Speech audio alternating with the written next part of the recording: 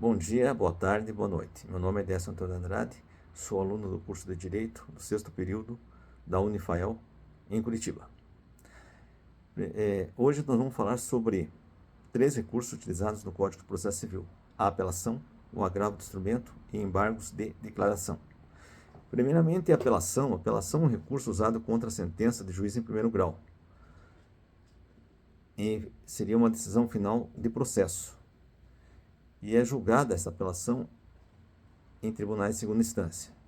Ela é utilizada se uma das partes não concorda com a sentença e pode apelar para o tribunal que vai reavaliar a decisão. A base legal está prevista nos artigos 1009 ao 1014 do Código de Processo Civil.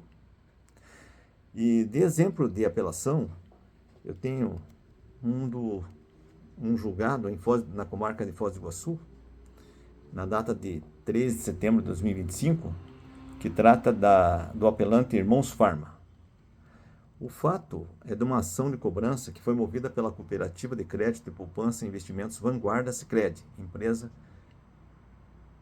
contra a empresa Irmãos Farma Limitada, referente a dívidas de cartão de crédito. Em primeira instância, a ré foi condenada a pagar R$ 73.232,88, acrescido de custas e honorários advocatícios de 10%.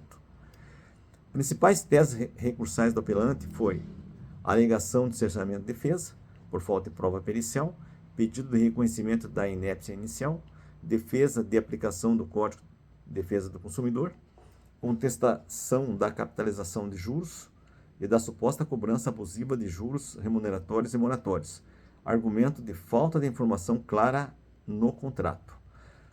Fundamentos do tribunal. 1. Cerceamento de defesa. Rejeitado, pois as faturas anexadas já eram suficientes para comprovar a dívida. Número 2. Inépcia da inicial. Afastada, visto que a própria ré reconheceu o uso do cartão. 3. Código de Defesa do Consumidor. Aplicável às cooperativas de crédito, porém, inversão do ônus da prova não foi necessária, pois havia documentação bastante. 4. Capitalização de juros, considerada válida por estar prevista contratualmente, conforme súmula 539 do STJ. Juros remuneratórios não foram considerados abusivos, pois estavam abaixo da média do mercado do Bacen na época do contrato. Número 6.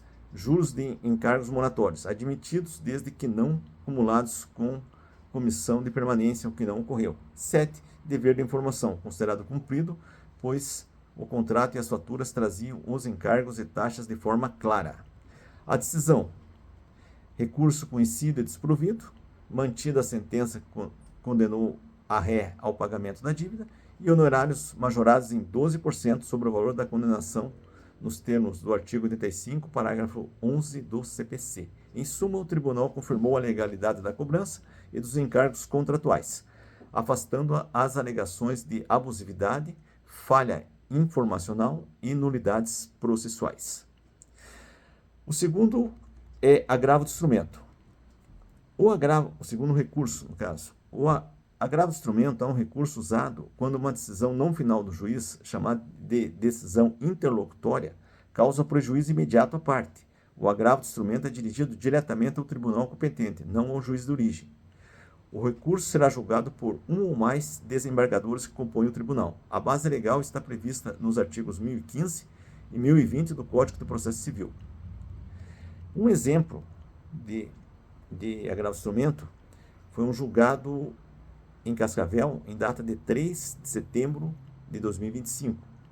A apelante é a Pedreira do Trevo Limitada. O contexto seria: a discussão surgiu em execução de título extrajudicial no qual os honorários advocatícios haviam sido fixados em 2% sobre o valor de execução. O valor seria R$ 1.800.100,02.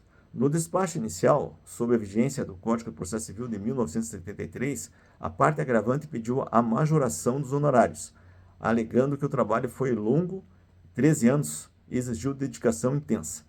Fundamentos do tribunal. O marco temporal para definir o regime jurídico dos honorários é a data do despacho inicial que os fixou.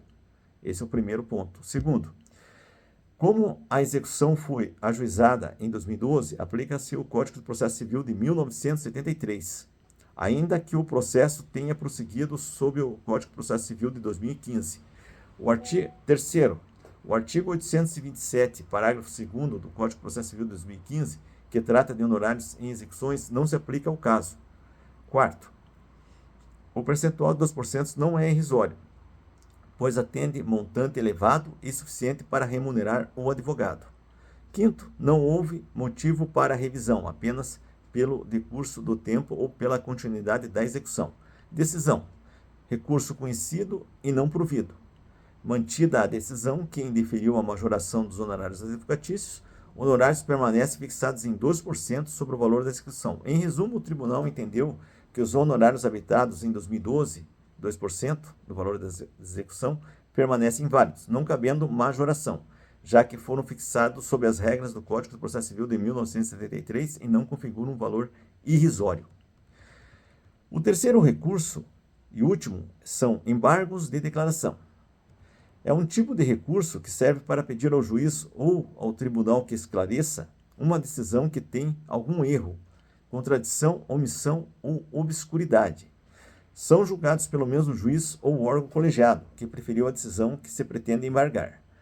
Por exemplo, o juiz deu uma sentença, mas esqueceu de analisar um pedido importante, ou uma decisão que ficou confusa. Neste caso, a parte pode pedir embargos de declaração. A base legal estão nos artigos 1022 ao 1026 do Código de Processo Civil. Um exemplo de embargos de declaração ocorreu na comarca de Curitiba, em que o embargante Irlanda Empreendimentos Imobiliários e o embargado Renato Rodrigues Filho. Então, o contexto seria que a empresa embargante apresentou embargos de declaração contra acórdão que, em apelação, havia mantido a cobrança de multa por atraso da entrega de imóvel, rejeitado o excesso de execução e reconhecido a legitimidade passiva da controladora.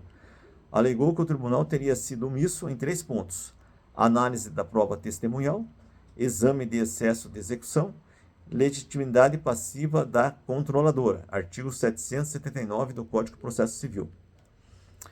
Fundamentos do tribunal. Primeiro, os embargos de declaração só servem para sanar omissão, obscuridade, contradição ou erro material, artigo 1022 do Código de Processo Civil. O acórdão já havia enfrentado a insuficiência de provas sobre a manutenção indevida de hipotecas, que a entrega do imóvel não se confunde com a expedição do habite-se, a responsabilidade da controladora, mesmo com a construção da SPE. O terceiro item do fundamento seria: não há méritos a sanar. O que o embargante pretende é rediscutir o mérito, o que não é dessa via. O tribunal lembrou que o uso indevido de embargos pode gerar multa de, no caso aqui, um valor, majorar a multa, conforme o artigo 1026, parágrafo 3º do Código de Processo Civil. Decisão: embargos de declaração rejeitados, mantido integralmente o acordo anterior, que havia fixado a multa contratual e reconhecida a legitimidade passiva da empresa controladora. Em resumo, o tribunal rejeitou os embargos porque não havia omissão ou contradição do acordo anterior, mas apenas tentativa da empresa de reabrir a decisão já julgada. Então, esses foram os 3 pontos discutidos: apelação, agravo de instrumento e embargos de declaração. Por hoje é só. Muito obrigado.